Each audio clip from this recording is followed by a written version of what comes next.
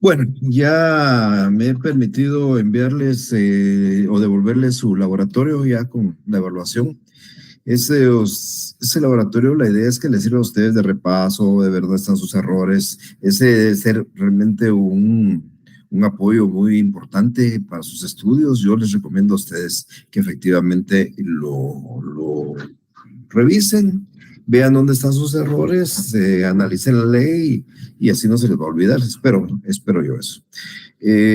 Otro de los favores que quiero pedirles, bueno, hoy no fueron muchos, dos o tres me pidieron ingreso, me pidieron acceso al, al, a la clase. Yo he enviado para que no tengan necesidad de estar pidiendo los accesos. En algún momento pudiera estar yo en plena actividad docente y no les voy a dar el acceso. Entonces, para que puedan tener un acceso libre, pues les recomiendo a quienes no lo han hecho, pues acepten la invitación, así podrán ingresar sin ningún inconveniente. Bien, vamos a abordar el día de hoy un tema más del programa. Como ustedes ya vieron en la filmina y en la presentación, vamos a estar hablando hoy de un segundo proceso de conocimiento. Hemos repasado varias veces desde el semestre anterior que los procesos atendiendo a su función se dividen en procesos de conocimiento, de ejecución y cautelares. Y de los de conocimiento, pues que era el juicio ordinario, el juicio oral, el juicio sumario y el arbitraje. El juicio ordinario lo explicamos muy detalladamente en el semestre anterior y hoy pues vamos a analizar los juicios que terminan con esos procesos de conocimiento. Esta clase vamos a dividirla en dos periodos. El día de hoy yo les voy a hablar a ustedes del juicio oral en términos muy generales. Voy a explicar sus características, sus principios y voy a hablar cómo se tramita un juicio oral para que en la segunda sesión del día jueves estemos hablando de los asuntos ya en particular que se tramitan en juicio oral, o sea, la materia que se aplica en juicio oral. Es importante, como que les recuerde, como varias veces lo he hecho, es que el procedimiento tipo es el juicio ordinario. Cualquier controversia se tramita en juicio ordinario, salvo que la ley le dé un trámite especial. Y por supuesto, el artículo 199 del Código Procesal Civil y Mercantil establece qué asuntos se tramitan en esta vía de juicio oral. Entonces vamos a estar hablando ya en forma individual de ellos el jueves y hoy pues en una forma muy genérica. También quiero recordarles o decirles a ustedes que este juicio es un juicio nuevo en el Código Procesal Civil y Mercantil. Eso significa que no existía un juicio oral en la ley de enjuiciamiento civil, o sea, el código anterior al Código Procesal Civil y Mercantil. Esta hasta 1965, que entra en vigencia el actual Código del Decreto Ley 107, que tenemos ya un juicio oral.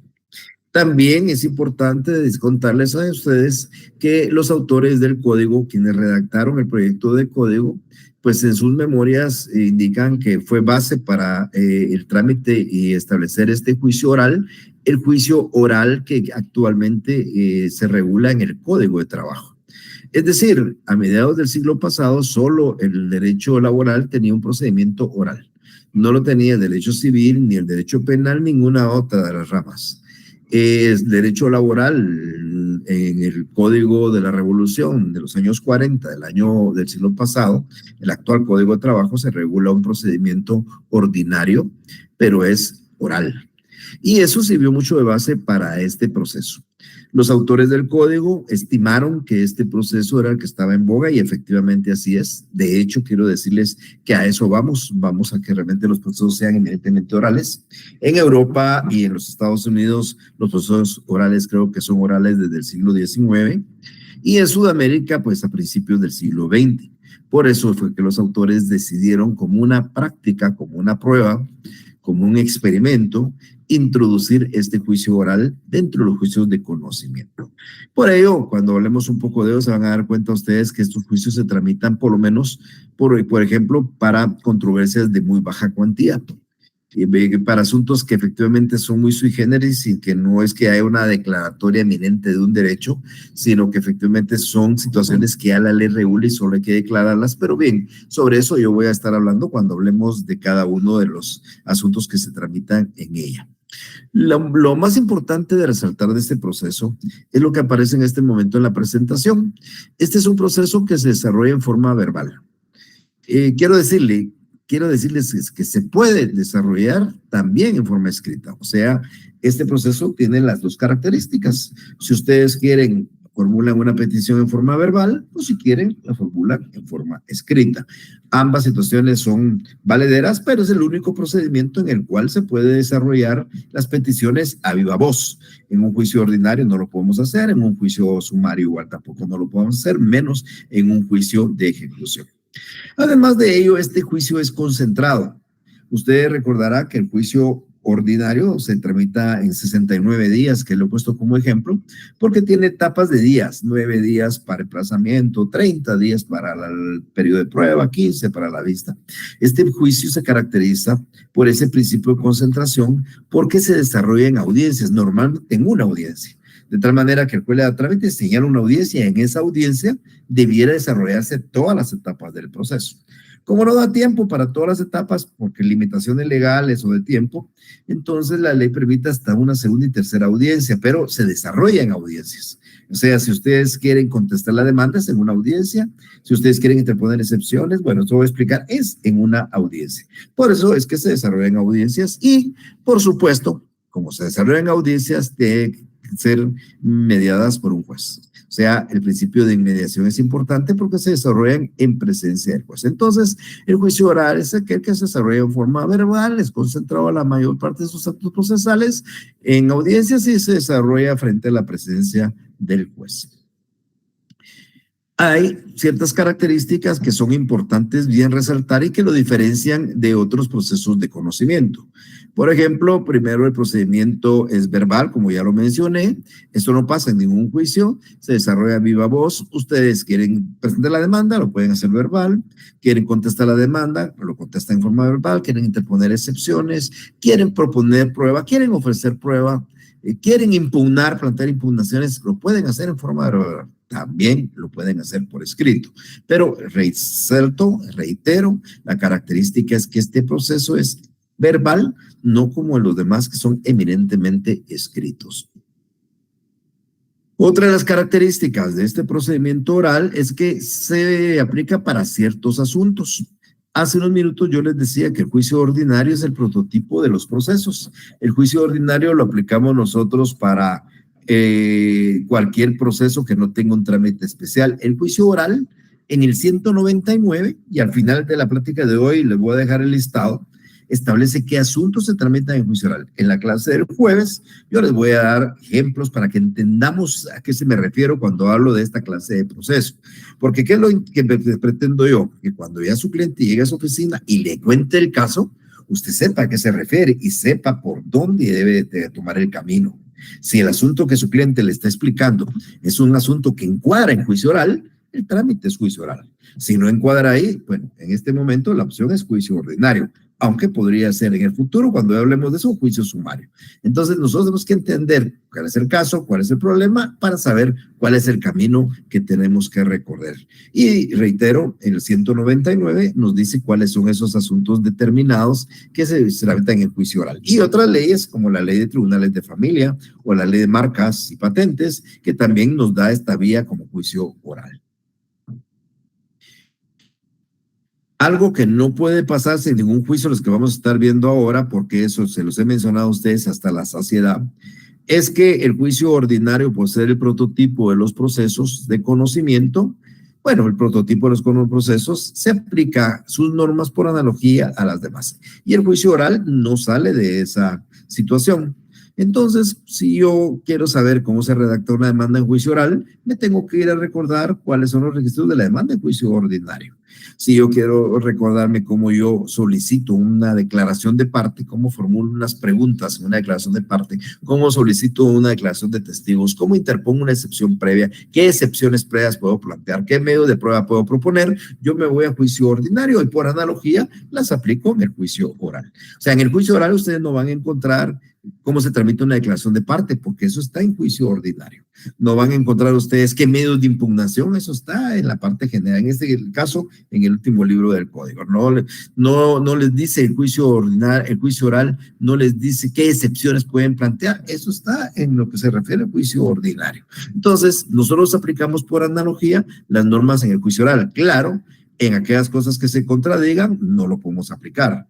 Por ejemplo, si nosotros sabemos que en este juicio no hay un emplazamiento de 9 días, como el juicio ordinario, no aplicamos eso acá, porque aquí el emplazamiento es de otra manera, como voy a explicar también en algunos momentos. Entonces, reiteramos, se aplica por analogía en este proceso las normas del juicio ordinario.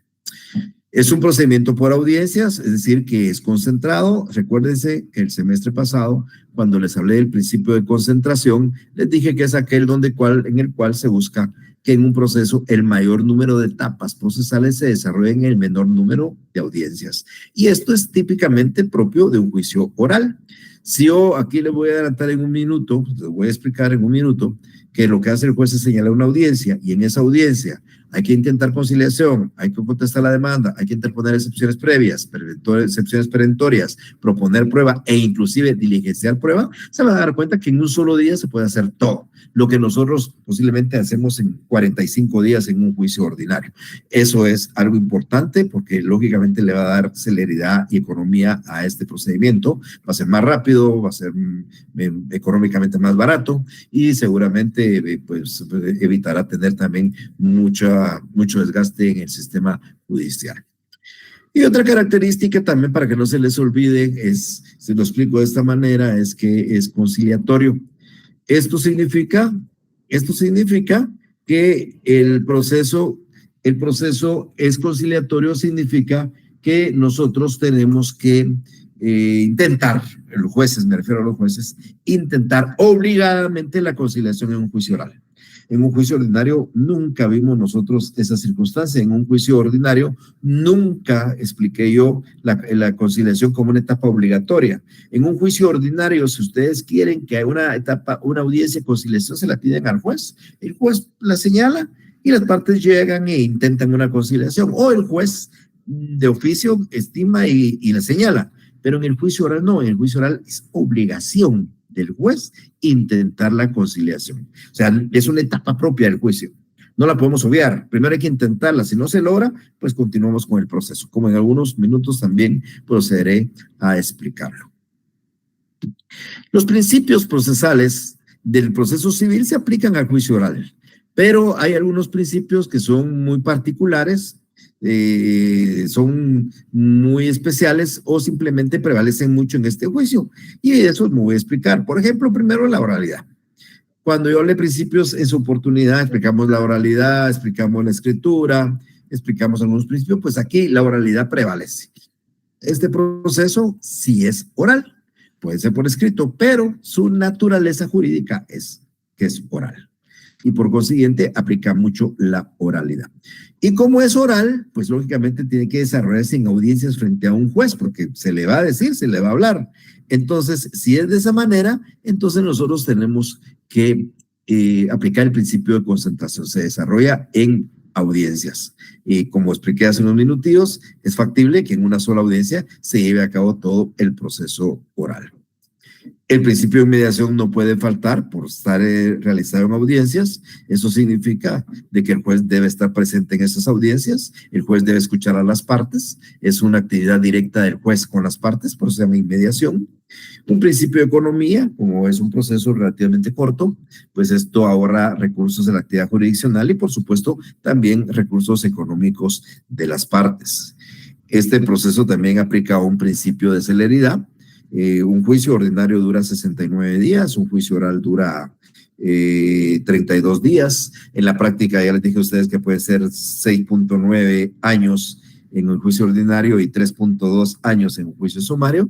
Y un juicio oral, pues podría ser, en el papel podría durar una semana, pero en la práctica podría durar 5 o 6 meses. Entonces yo creo que con eso ya es un gran avance. El procedimiento se convierte en un procedimiento con mayor celeridad.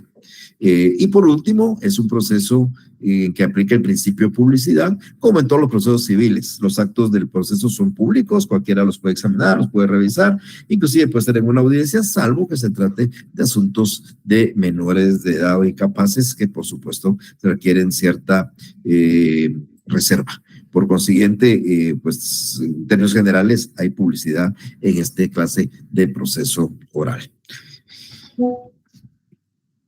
Ahora, ¿cómo se tramita un proceso oral? Voy a explicar, como les decía, un procedimiento general. Este procedimiento general es el que vamos a estar aplicando a cada caso especial que veamos, pero cada caso especial tiene ciertas variantes, o sea, no es exactamente así como está. Yo voy a explicar aquí un procedimiento y no todos los asuntos que se tramitan en esa vía se tramitan exactamente conforme el procedimiento, sino hay algunas variantes, pero en términos generales viene siendo casi lo mismo. Entonces, el procedimiento de juicio oral, pues primero, como todos los procedimientos, ustedes saben que se inicia con una demanda. O sea, si no hay una demanda, no hay un inicio de un proceso. Todo proceso inicia con una demanda, un reclamo. Es el momento en que nosotros materializamos el derecho de acción, formulamos nuestras pretensiones y por consiguiente nosotros queremos hacer una demanda. Aquí a mi oficina viene una señora, me explica el caso no es ordinario, el caso es oral y entonces yo tengo que presentar una demanda. Si fuera ordinario, tengo que presentar una demanda. Si fuera sumario, tengo que presentar una demanda. Entonces, bueno, la demanda es el inicio del proceso.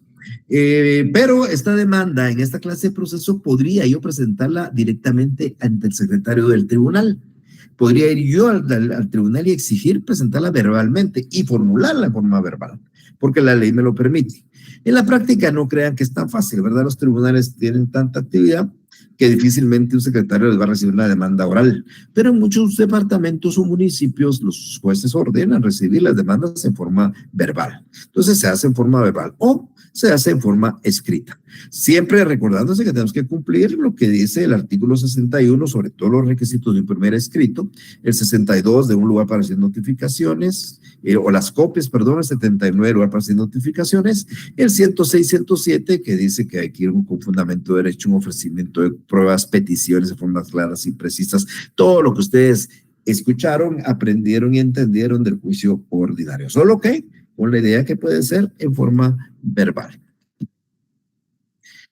Una vez se le da trámite el juez a la demanda, porque la demanda cumple los requisitos, el juez señala una audiencia de juicio oral. Fíjese, pues no emplaza por 9 días como el juicio ordinario. El juez señala una audiencia de juicio oral y llama a las partes, a ambas, a que comparezcan a esa audiencia, previniéndolas presentarse con medios de prueba, bajo apercibimiento de que si alguna de las dos no llega, actor o demandado, la va a declarar rebelde. Fíjense pues, entonces existe una obligación de ambas partes, actor y demandado, estar en la audiencia, porque de no estar van a ser rebeldes. Y les invita a que de una vez vayan preparados con sus medios de prueba para esa audiencia. Esa audiencia no tiene un tiempo señalado en la ley para señalarla. Si ustedes van a un juzgado hoy y preguntan de una audiencia de juicio oral, posiblemente ahora que estamos en julio hayan audiencias para enero, febrero, marzo, abril del año entrante. Por consiguiente, pues si la ley dijera que hay una semana, 10 días, 30 días, pues estarían ellos violando la ley, pero no la hay. La ley no dice cuánto tiempo, entonces le señalan una audiencia atendiendo al espacio que tengan en las agendas de los tribunales.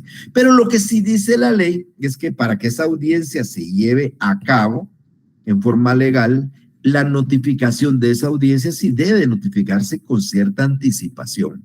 Dice la ley así, que esa notificación entre la audiencia y el acto de notificación, entre la audiencia y el acto de notificación, o entre el acto de notificación y la audiencia, deben de haber por medio 3 días. ¿Cómo explico esto? Pensemos nosotros que hay una audiencia para la otra semana, el otro viernes. Quiero decirles que el otro viernes es no sino el otro, de la otra semana, es 9. El 9, del día de hoy al 9, si hoy no notificaran la audiencia hoy, hay de por medio el 31, que es mañana miércoles, el 1, que es el jueves, el 2, que es el viernes, el 5, que es el lunes, el 6, que es el martes, el 7, que es el miércoles y el 8, que es el jueves. Tenemos 7 días de por medio. Entonces, una notificación hecha hoy para una audiencia del otro viernes está legalmente hecha. ¿Por qué? Porque ha cumplido por lo menos con los 3 días de por medio que dice la ley. Ahora, si yo les preguntara en el examen, ¿cuál sería la fecha máxima para notificar sin incurrir en nulidad?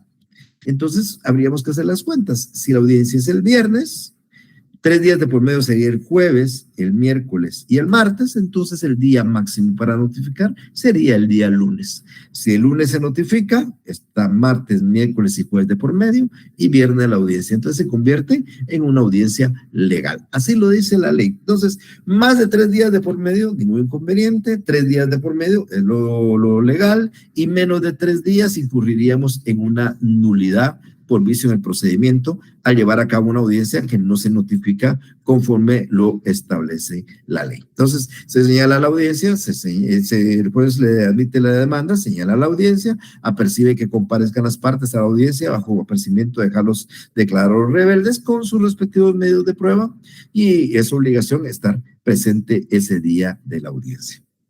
Nos vamos a ubicar el día de la audiencia. Pensemos que hoy es el día viernes, se señaló la audiencia a las 10 de la mañana. Ustedes van a estar con sus abogados, mejor dicho, ustedes van a estar con sus clientes. Usted no va a ser los actores demandados, usted va a ser los abogados de los clientes y van a estar ahí a la hora indicada. Ojo, ¿verdad?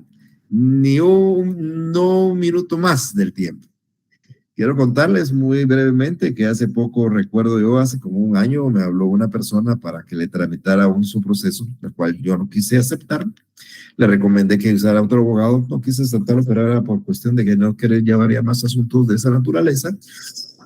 Y bueno, y él me dijo, era un asunto laboral, pues, que tiene las mismas características de este procedimiento, y me dijo él que, le dije quién era el abogado con el que podía ir, un buen laboralista, y bueno, y hace unos días me llamó y me dice, mire, licenciado, fíjese que ando aquí en el juzgado y no me han dejado entrar a una audiencia. Teníamos audiencia a las 9 de la mañana y no me dejaron entrar porque yo vine a las 9:10. Pues sí, le dije, no lo voy a dejar. Pero sobre 10 minutos, licenciado, por un minuto no lo van a dejar entrar. Si usted tiene una audiencia, amigo, a las 9 de la mañana, usted esté ahí a las 8:30. O bueno, poniéndolo como buen chapín, 9:10, pues. Pero si usted llega a las 9 un minuto, el abogado de la otra parte le va a pedir al juez que no lo deje entrar y no va a entrar y lo van a declarar rebelde. Entonces es algo así, porque yo trato de poner la disciplina en entrega de los documentos o de los exámenes o los laboratorios y trato de ser muy puntual al iniciar mi clase porque tengo que tener esa disciplina. En el ámbito procesal no se admite la hora chapina. No, la audiencia es a las 10:30 empezará el juez. No, el juez a las 10 en punto va a empezar. Y la otra parte le va a exigir, más si ustedes no están, le va a pedir que inicie la diligencia. Pero bien, entonces la audiencia se va a desarrollar a las 10 de la mañana del próximo viernes. Pensemos que estamos el próximo viernes en buena hora, puntual, hemos llegado a la hora, estamos con nuestros clientes, claro, con nuestros documentos de identificación, usted no se le puede olvidar su carnet de abogado y por supuesto esté activo, ¿verdad? Porque hasta eso le puede revisar el día de la audiencia, si usted está en activo no lo va a dejar participar. Además de eso, pues su cliente tendrá que ir con su DPI o su pasaporte si es extranjero y usted va a estar en la audiencia. Y entonces el juez, cuando estén las partes y ya las haya identificado, va a iniciar la audiencia y va a realizarse todas las etapas que ustedes ven en la pantalla. Yo voy a explicarlas ahorita por separado, pero va a haber un intento de conciliación, una ratificación de la demanda, una contestación de la demanda, interposición de excepciones, va a haber una posición de medios de prueba y un diligenciamiento. Si se dan cuenta, aquí hay concentrada una serie de etapas que ustedes no vieron en juicio, que vieron en juicio ordinario. Aquí hay una serie de etapas que no vieron en juicio ordinario. El juicio ordinario no había conciliación, pero había presión de la demanda, había contestación, había excepciones, había proposición de medios de prueba, había diligenciamiento, pero todo separado, ¿verdad? Aquí no, aquí concentrado en una audiencia, ahí todo desarrollado en esa audiencia. ¿Cuáles son esas etapas que nosotros vamos a estar desarrollando el día de la audiencia? Primero, el juez va a intentar una conciliación. Por ejemplo, les decía que el proceso es conciliatorio, trata de buscar una conciliación. No es que se vaya a lograr, es que hay que intentarla y obligadamente hay que intentarla. Es lo que he explicado yo. Entonces, cuando ustedes estén sentados frente al juez, el juez va a hacer lo primero que va a decir es, voy a poner un ejemplo típico que pasa y que a ustedes les va a tocar de repente en su práctica, si es que la llevan, o de repente en sus primeros casos ya en ejercicio profesional, y es una fijación de alimentos. Un juicio tan sencillo como fijar alimentos. Sencillo aparentemente, pues porque no hay mucha controversia, los alimentos ya están establecidos, que hoy obligación de darlos. Entonces seguimos un juicio más que todo para que el juez determine cuánto va a ser el monto que se va a fijar al obligado a dar alimentos. Entonces planteamos un juicio de alimentos, nosotros somos los abogados de la parte actora, la señora quiere alimentos para ella, que es la esposa, tiene derecho, y alimentos para sus 2 hijos menores de edad. Aduce de que el señor trabaja y gana 20,000 quetzales al mes, y ustedes quieren que él les proporcione, o mejor dicho, su cliente quiere que le proporcione 2,000 por cada uno de los alimentistas, o sea, 6,000 quetzales. Ustedes presentan su demanda en vía oral, porque los alimentos es vía oral. Pueden presentar la demanda en forma verbal o escrita. Y cuando el juez le da trámite, señala una audiencia. Hay que mediar 3 días entre la notificación y el día de la audiencia, y ahí en eso estamos. Y cuando empieza el juez, entra con la conciliación. Y les va a decir más o menos así. El licenciado, la parte actora, está solicitando 6,000 quetzales de pensión. No sé qué piensa la parte demandada sobre esa pretensión. Y la parte demandada, o su abogado, le van a exponer al juez sus argumentos. Le van a decir, mire, señor juez, realmente mi cliente no trabaja ganando 20,000, lo que devenga es un salario de 12,000 quetzales al mes. Además de eso, pues él tiene que pagar su casa porque no vive en otra casa más que una que alquila. Además, él tiene que pagar su ropa, sus medicinas, todos sus argumentos. Para explicarle al juez que no le puede dar los 6,000, sino que le ofrece 500 por cada uno, o sea, 1,500 quetzales. Entonces ya el juez pues sabe que hay una pretensión de 6,000 y una contrapropuesta de 1,500. Seguirá, le dirá a la señora, ¿usted qué piensa de esos 1,500? Y la señora le dirá, no, licenciado, a mí no me alcanza esto. Bueno, pero hay alguna manera de poder dar otro monto, y la señora, después de tanto explicar, dirá al final, vale, licenciado, yo acepto que sean 1,500 por cada uno, o sea, 4,500 quetzales. Entonces el juez le va a hablar al actor, perdón, al demandado, mire, hay una medida contraoferta, yo creo que es más o menos valedera, y el demanda igual va a insistir, pero para no cansarles, es probable que después de tanta negociación al final lleguen a un punto en el cual coincidan los dos. 3,000 quetzales lo voy a poner como un ejemplo, donde la señora al final acepta 1,000 por cada uno y el señor está de acuerdo en dárselos. Entonces, pues se termina el juicio. Lo que hay que hacer es levantar un acta de conciliación, el juez aprueba la conciliación, se termina, firman, a cada uno ya para estar firme les extienden una certificación, cada uno para su casa, y el juicio terminó. La señora se llevó su documento que de incumplirse lo puede ejecutar, puede promover una ejecución. Eso ya lo aprenderán ustedes cuando hablemos de las ejecuciones. Y se terminó.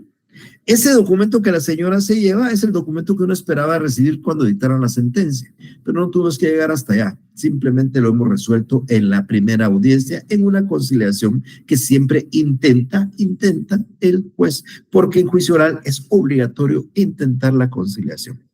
Pero para que yo pueda seguir explicando esto, pues vamos a entender que no hubo conciliación.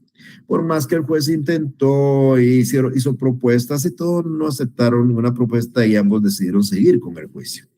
Entonces vamos a seguir una siguiente etapa. Quiero decirles que cuando les enseñé la filmina de todas las etapas, había una ratificación de la demanda, que aquí no la estoy yo explicando porque no es una etapa que aparezca en el código. En el código ustedes no van a encontrar ratificación. Pero ¿qué es lo que hace el juez después de la conciliación? Así como pasa en el juicio ordinario, como el actor tiene el derecho de ampliar su demanda, recuerden que en el juicio ordinario el actor puede ampliar su demanda una vez no haya sido contestada. Y aquí, conforme el procedimiento de juicio oral, una vez no haya conciliación hay que contestar. Entonces, en medio de esa etapa entre la conciliación y la contestación, el juez le pregunta a la parte actora si quiere ampliar o modificar su demanda o la ratifica. Si la ratifica, quiere decir que no va a haber ninguna ampliación ni modificación. Ahora, si la parte decide ampliar la demanda, entonces el juez tiene que suspender la audiencia y señalar otra para que llegue la parte demandada preparada con la demanda y la contestación. contestación. Entonces, es bien importante esto. Aquí no aparece en la explicación, pero en la práctica eso sucede para cerrar el momento y la facultad procesal del actor de ampliar su demanda, que la ley se lo permite. Vamos a seguir explicando, no hubo ampliación, sino simplemente una ratificación, y entonces entramos a la contestación. El juez le va a decir a la parte demandada, bueno, su contestación, y esa la puede hacer el demandado verbal o por escrito, recordando que prevalece la oralidad, verbal o por escrito. Y le va a decir, señor juez, voy a contestar la demanda en forma verbal y la va a dictar, o la voy a contestar en forma escrita y la va a presentar en ese momento. ¿Qué es lo importante de esto? Bueno, primero recordar, aquí no pregunto en este momento porque a veces nos entretenemos y algunos tal vez pues, dudo un poco la participación, pero ¿qué contestación puede tener el demandado en un juicio oral? Pues las mismas del juicio ordinario. Sí o no, aceptar o negar. Si él acepta, se allana, y entonces si se allana, pues el juez ratifica el allanamiento y después va a dictar la sentencia en un tiempo, como voy a explicar en unos minutos, ¿verdad? Se terminó el juicio porque se allanó. O simplemente va a negar, y va a negar en forma no tácita, sino lo va a hacer en forma, se me fue la palabra ahorita, disculpen. Y entonces va a ser su negación expresa. Esa era la expresión que no se me venía. Entonces va a ser su negación expresa y va a contestar la demanda en sentido negativo. Pero aquí hay una cosa bien importante. Yo no he hablado de excepciones, ni de previas ni perentorias. En el juicio ordinario, antes de contestar, se plantean las excepciones. Aquí no. Aquí, por ese principio de concentración, si usted quiere interponer excepciones previas y también quiere interponer excepciones perentorias, todo lo tiene que hacer junto. Eso quiere decir que yo tengo que decirle, bueno, señor juez, voy a contestar la demanda en sentido negativo, voy a interponer la excepción previa de falta de personalidad y voy a interponer la excepción perentoria de cualquier cosa. Y entonces yo lo hago todo junto. No podría decirle, bueno, señor juez, previamente a contestar la demanda voy a interponer las excepciones, porque si se lo digo así, me va a decir, se rechaza por prematuro, no es el momento. Usted tiene que contestar la demanda y luego, en el mismo acto, interponer excepciones previas y también interponer excepciones perentorias. Y el trámite, en un momento vamos a explicar cuál es el trámite de una excepción, porque varía un poco el trámite. Pero si el juez le es posible, resuelve en esa misma audiencia las excepciones previas. Las excepciones perentorias, ustedes saben que se van a resolver en la sentencia, pero las previas que él pueda, las puede resolver en esta audiencia. Entonces, ¿qué es lo interesante de esto que quiero explicarles para que no se les olvide? Porque van a hacer preguntas de exámenes. Si yo le pregunto en qué momento interpone estas excepciones previas en un juicio oral, y me dice antes de contestar la demanda, está mal. Le dice después de contestar la demanda, está mal. Es al contestar la demanda, es conjuntamente con la contestación de la demanda. Y les digo esto porque en la práctica hay abogados que llegan al juicio oral y cuando van a contar, mire, dice, antes de contestar la demanda, interpongo excepciones previas, se le rechazan. No puede hacerlo. Primero contesta la demanda y, por supuesto, en sentido negativo, porque no es lógico que se allane e interponga excepciones. Las excepciones se interponen si niega. Entonces, puede interponer todas, previas y perentorias, inclusive, amigas y amigos, reconvenir. Entonces, podría decir, vengo a contestar la demanda en sentido negativo, a interponer la excepción de falta de personalidad, a interponer la excepción de falta de tal cosa y a reconvenir al actor. Imagínense todas las actitudes en el mismo acto, de la misma audiencia y el mismo momento de la contestación. Bueno, pensemos no vamos a hablar de la trámite de las excepciones en este momento. Pensemos, contestó la demanda en sentido negativo. Entonces, como hay quien afirma y quien niega, hay hechos controvertidos y hay que recibir prueba. En un juicio ordinario tendríamos 30 días para hacerlo. Aquí no. Aquí en esa misma audiencia, después de haber contestado la demanda en sentido negativo, el juez ahora nos pide que propongamos nuestros medios de prueba. Le va a decir al actor, proponga sus medios de prueba y el demandado proponga sus medios de prueba. Ojo, propuesta de los ofrecidos, porque también cumplimos el procedimiento probatorio. Usted, actor, ofreció sus pruebas en la demanda y usted, demandado, ofreció sus pruebas hace un minuto en la contestación. Ahora propóngalas, segunda etapa del procedimiento probatorio. Y entonces usted ya le dice, bueno, señor juez, ya estando en la etapa de la prueba, yo quiero proponer la declaración de parte del demandado que está aquí está la plica. Quiero proponerle la declaración de 4 testigos A, B, C y D que están allá afuera. Aquí está el interrogatorio. Y le quiero proponer 2 documentos, A, B documento, que ya los acompañé en mi demanda. ¿Ok? Parte demandada, sus pruebas. Pues yo le voy a decir el demandado, yo también, señor juez, quiero la declaración de parte. Aquí está el pliego para que le pregunten al actor. Y le propongo dos documentos, A y B. Uno propone. Y entonces el juez procede a diligenciar. Pero la pregunta acá, que esto es bien importante resaltar para que ustedes lo tengan presente, es, ¿será que el juez puede diligenciar en este momento la declaración de parte o la declaración de testigos que están allá afuera del demandado o del actor? ¿Podría legalmente? Mi respuesta es que no podría legalmente. ¿Por qué razón? Porque si yo aplico por analogía la disposición del juicio ordinario, esta dice, cuando hay una declaración de parte, hay que notificarle a la parte que va a declarar por lo menos con 2 días de anticipación. Y aquí no hay 2 días, aquí hay 5 minutos. Entonces yo no le podría notificar, yo tendría que señalar una audiencia como juez dentro de cierto plazo y notificarle hoy para cumplir con esos 2 días. Y lo mismo pasa con los testigos, debe notificarse con 3 días de anticipación. Si yo, pese a esto, yo le pido la declaración, la otra parte me puede plantear una nulidad y me va a decir, señor juez, usted recibió una declaración de parte mía y me citó con 10 minutos cuando la ley dice que son 2 días. Entonces, ¿cómo puedo resolver este problema como juez? Si yo le pregunto a la parte que está ahí, ¿usted está de acuerdo en declarar hoy?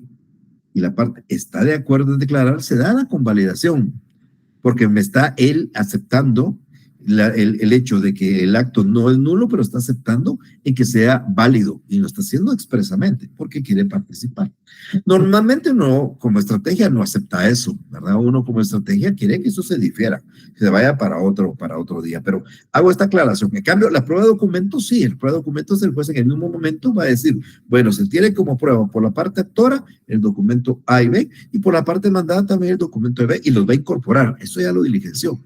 Pero los otros medios de prueba, como son con audiencia y como son con días de anticipación que hay que notificarlos, entonces el juez lo que va a hacer es que va a tener que señalar una segunda y una tercera medio de prueba. El juez, insisto, en la audiencia procede a diligenciar los medios de prueba, pero aquellos que no puede haberlos diligenciado en este medio en esta audiencia, los va a diferir para otros días de audiencia. Entonces, lo normal es que el juicio aquí termine con la prueba acá diligenciada.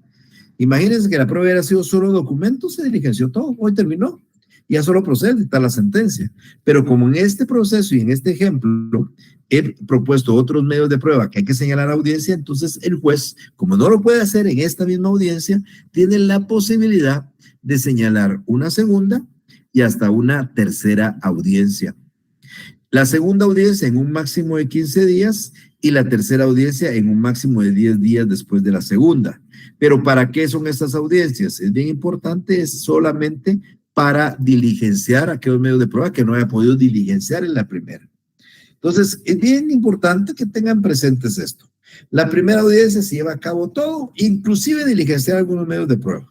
Y aquellos que no se puedan llevar a cabo, el juez puede señalar una segunda audiencia en un lapso de 15 días, podría ser solo 2 audiencias, y si fuera extraordinariamente necesario, una tercera audiencia 10 días después. Entonces, si la pregunta en el examen o en algún momento les preguntan cuántas audiencias hay en juicio oral, realmente la audiencia se cerrará en una. Pero para diligenciar prueba puede haber una segunda y hasta una tercera audiencia, solo para efectos del diligenciamiento de medios de prueba. Esto era lo que yo les mencionaba en algún momento, el trámite de las excepciones o el trámite de los incidentes en general. Voy a retomar las palabras que di en la sección anterior porque un compañero quería que le aclarara mucho este tema. Y yo solo le voy a decir y les voy a recordar a ustedes cuando hablamos en algún momento de los incidentes que dije. Los incidentes son procedimientos accesorios que resuelven situaciones accesorias o incidencias. Por eso se llaman incidentes. Los incidentes ustedes no los encuentran en el Código Procesal Civil y Mercantil. Si en el examen final de este semestre yo le diera, deme el fundamento derecho del trámite de un incidente, ustedes buscan todo el código, el artículo 1 hasta el 642, no lo van a encontrar, porque el trámite de los incidentes está en la ley del organismo judicial. ¿Y qué dice la ley del organismo judicial? Dice que los incidentes son procesos accesorios y que se tramitan de la siguiente manera. Planteo el incidente, si es un incidente de hecho, se da audiencia por 2 días a la otra parte, se señalan 8 días para recibir prueba y se resuelve 3 días después. Si el incidente no es de hecho, sino de derecho, se da audiencia por 2 días y se resuelve en 3. Eso dice la ley del órgano judicial. Pero en el juicio oral, como es un juicio muy particular, un juicio desarrollado en audiencias, un juicio donde prevalece la oralidad, donde hay concentración, entonces hay un artículo que le da y establece el trámite de los incidentes propios del juicio oral. Entonces, cuando ustedes plantean un incidente en un juicio oral, no es un incidente igual al del juicio ordinario o del juicio sumario. No aplicamos la ley del organismo judicial, sino aplicamos el código. Y ahí dice que cuando hay un incidente que puede plantearse en juicio oral, dice que primero hay que darle audiencia a la otra parte por 24 horas, o sea, ya no son 48. Ustedes plantean una excepción previa en un juicio oral, audiencia por 24 horas a la otra parte. No 2 días, 24 horas. Y tampoco son 8 días de prueba. La prueba de esas excepciones la van a recibir el juez en cualquiera de las 3 audiencias que he explicado hace unos minutos. Y se resuelve 3 días después de esa audiencia, si hay que resolverlo en auto separado o puede diferirse para resolverse en la sentencia, porque se busca la concentración. Entonces, si mi pregunta en el examen fuera el trámite de un incidente en un juicio oral, no vamos a aplicar el que tantas veces os hemos hablado del semestre anterior y parte ya de este, de 2, 8 y 3, sino va a ser 24 horas, la prueba en cualquiera de las audiencias de juicio oral y su resolución en 3 días, si es un auto o puede ser en la sentencia. Esto aplica a cualquier incidente y hay que incluir excepciones, incluyo nulidades, porque el trámite de la nulidad que expliqué yo hace unos cuantos días en la última sesión, el trámite de la nulidad es un trámite incidental, como también ya lo expliqué. Ok. Y luego de esto, ya habiendo explicado que se valoraron, se incorporaron las pruebas al proceso, o sea, se diligenciaron, pues hay que dictar la sentencia. Si ya vieron ustedes aquí hay una novedad. En ningún momento hablé yo del día para la vista. Juicio ordinario, terminó el periodo de prueba, día para la vista. Para los alegatos, bueno, ¿por qué hay vista en un juicio escrito y no en un oral? Por lo mismo, porque en un juicio escrito nunca nos hemos dirigido al juez en forma oral. Entonces nos señalan una vista para que nos podamos hacer, pero en el juicio oral no. El juicio oral se obvia en el día de la vista porque hemos tenido un contacto directo con el juez. Y entonces, una vez se termina de diligenciar la última prueba, sea en la primera audiencia, sea en la segunda o sea en la tercera, tenemos 5 días para dictar la sentencia, salvo, dice la ley, que si hubiera habido allanamiento o confesión, en lo cual en lugar de 5 serán solo 3 días. Esto realmente ni quita ni pone. Yo les voy a confesar a ustedes que aunque diga 3 días en caso de confesión, allanamiento o 5 días si no lo hay, igual la sentencia lo van a quitar a ustedes en 3 meses. Pero bueno, pero la ley sí hace una diferencia, porque lógicamente si hay allanamiento o confesión no hay mucho que resolver, sino simplemente hay que decidir porque existe ya esas actitudes del demandado que permiten dictar una sentencia desfavorable para él y favorable para el actor. Entonces, la sentencia se dicta 5 días después de la última audiencia, la primera, la segunda o la tercera, salvo allanamiento o confesión, que serán 3 días. Medios de impugnación. Medios de impugnación, lo acabamos de ver, estamos platicando un poco sobre esos medios de impugnación. Acá en este juicio caben todos los medios de impugnación, solo cabe un recurso, no cabe la casación.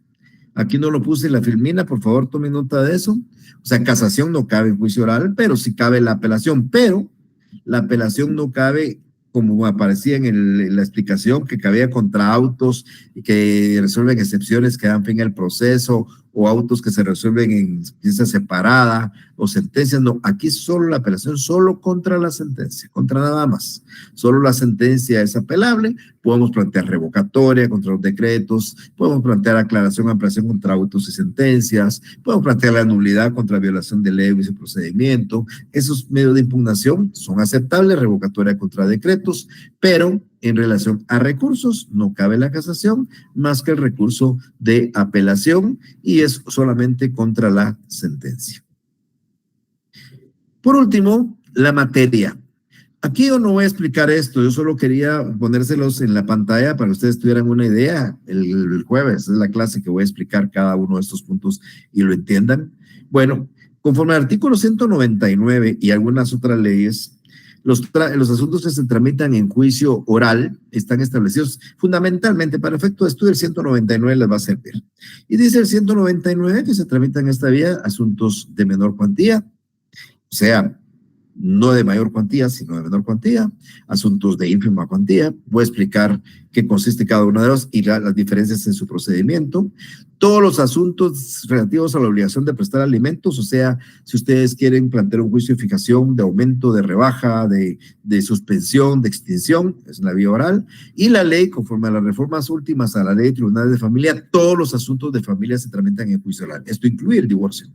El divorcio por causal determinada ahora se tramita en juicio oral, una pérdida de patria potestad en juicio oral, o sea, asuntos de familia en juicio oral, salvo algunos que tu trámite de procedimiento está establecido en la ley, por ejemplo, un voluntario de divorcio, que no es vía oral, sino es vía no contenciosa, por decir algunos ejemplos. Pero esto yo lo voy a explicar el día jueves. Y también voy a explicar qué es la rendición de cuentas, cuándo hay que rendir cuentas, por qué motivo hay que rendir cuentas y qué pasa si no se rinden o se rinden mal. Voy a explicar también cuando hay un bien en copropiedad y quiere uno dividirlo, si este es el procedimiento. La jactancia, ¿en qué consiste la jactancia? Yo sé que ustedes ahorita oyen la palabra jactancia, entenderán otra cosa lo que realmente es. Y la ley también dice aquellos asuntos que por otras disposiciones de ley, otras leyes, se tramiten en esta vía o aquellos asuntos en que las partes se pongan de acuerdo en tramitarlo por esta vía. Esto último nunca lo he visto yo, pero existe. Si ustedes tienen un asunto que se tramita en juicio ordinario y se ponen de acuerdo en tramitarlo en vía oral, se tramitará en vía oral. Yo nunca lo he visto, pero existe esa posibilidad. Pero bien, esto en términos generales es la explicación del día de hoy, mis estimados amigas y amigos.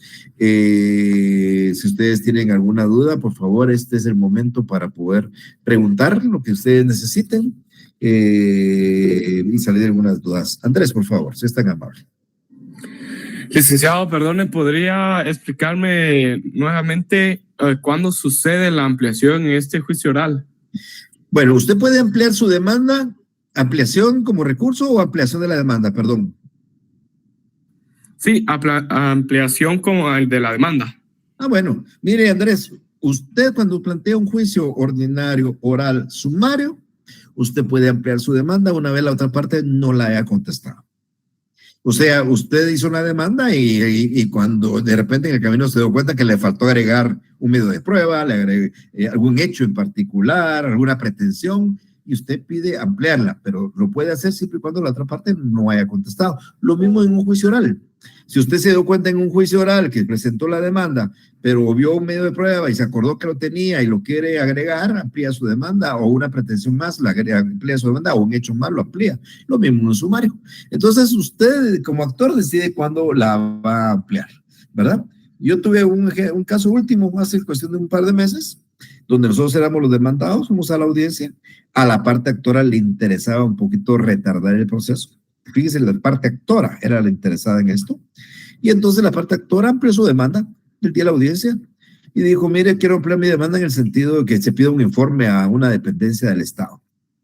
Y entonces el juez suspendió la audiencia y señaló otra porque amplió la demanda en que quería otro medio de prueba. Entonces, depende de lo que usted necesite, si es que algo se le olvidó, algo vio en su demanda que quiera agregar. Es una cuestión muy general para cualquier juicio, ¿eh? Ok, si ves, se aplica en todos los juicios siempre y cuando no se haya contestado. Correcto. Por eso es que una vez pasa la conciliación, el juez le dice ratifica, si ratifica, cierra la etapa y ya le deja al otro que conteste. Si la amplía, suspende la audiencia y le señala para otro día, ¿verdad? Muy bien, licenciado. Y bueno, algo más tenía ahí, algo de complicación, porque dijo acerca de los días para la citación. O sea, la ley pone que son un mínimo de 3, creo que explicó, ¿verdad? 3 de por medio. Ah, ok, 3 de por medio. 3 de por medio entre el día que se notifique y el día de la audiencia.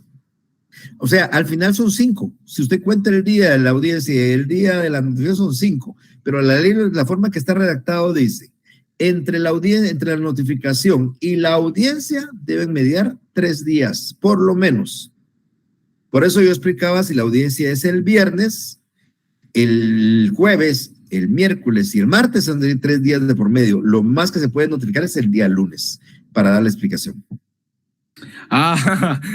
Muy bien, gracias. Ahora sí ya comprendí ese tema. Muy amable, licenciado.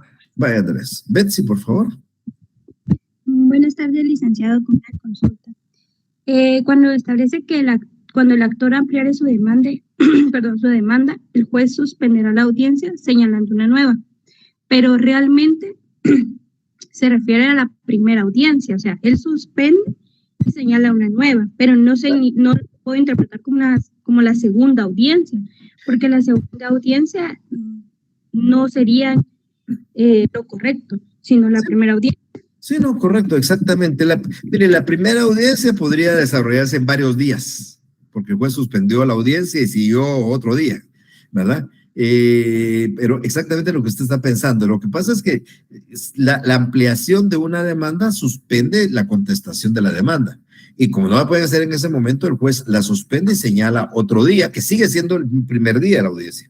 Sigue siendo la primera audiencia todavía, no hay una segunda. La segunda audiencia y la tercera empiezan cuando el juez empieza a diligenciar y no puede diligenciar algunos medios de prueba. Ok, excelente. Y la otra pregunta, licenciado, que yo siempre cometía el error cuando me preguntaban cuál era cuánto era de emplazamiento en el juicio oral, yo decía los 3 días, pero realmente no existe un término, un plazo para el emplazamiento.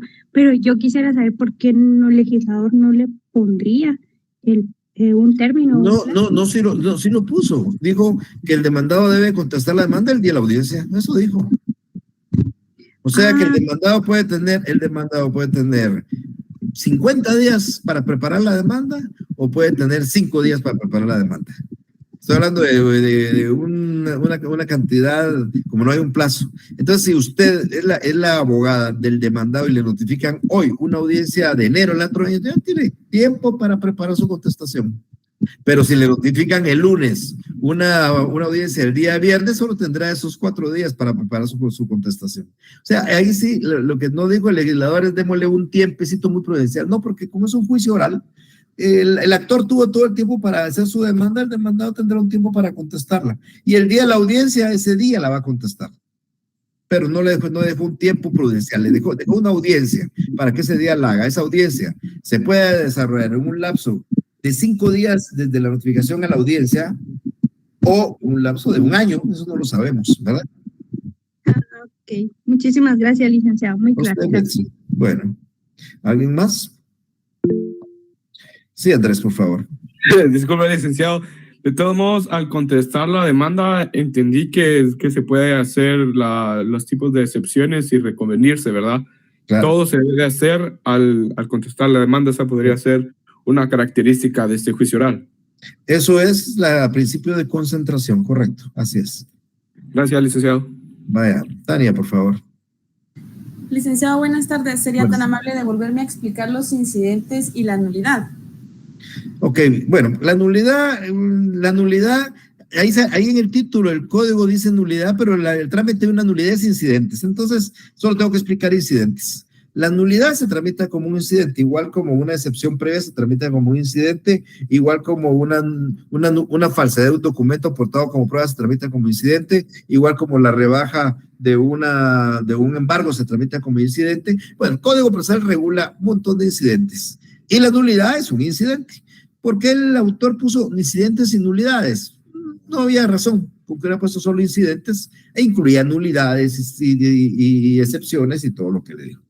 Entonces, aquí lo que ha variado de esto es que todos los incidentes, todos, por ejemplo, si usted plantea una nulidad o una excepción previa en un juicio ordinario, el juez, como es un incidente, ambas cosas, el juez le da trámite, de dar audiencia por 2 días a la contraparte, y luego, si ese incidente se refiere a cuestiones de hecho, abre a prueba por 8 días el incidente y luego resuelve en 3.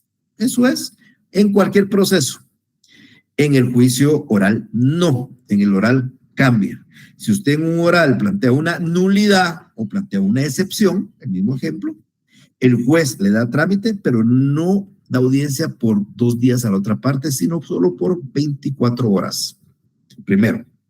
2, no abre a prueba por 8 días el incidente, sino la prueba la recibe en cualquiera de las 3 audiencias del juicio oral. Y 3, si resuelve fuera de eso, tiene 3 días para hacerlo, igual que en lo otro, o lo difiere y decide resolverlo hasta en la sentencia. Eso es la diferencia, que es bastante grande, por supuesto. Entonces, un incidente en un juicio oral, de una nulidad, de una excepción, de cualquier clase que haya, se tramita así, 24 horas a la otra parte. La prueba, si es cuestión de pruebas en cualquiera de las audiencias de prueba, y luego 3 días para resolver. Y si no eran cuestiones de hecho, sino de derecho, 24 horas a la otra parte y 3 para resolver. Cambió de 2 días a 24 horas y cambió de 8 días de prueba a cualquiera de las 3 audiencias en que se esté desarrollando la prueba de juicio oral. Gracias, licenciado. Usted también. Bueno, ¿alguien más?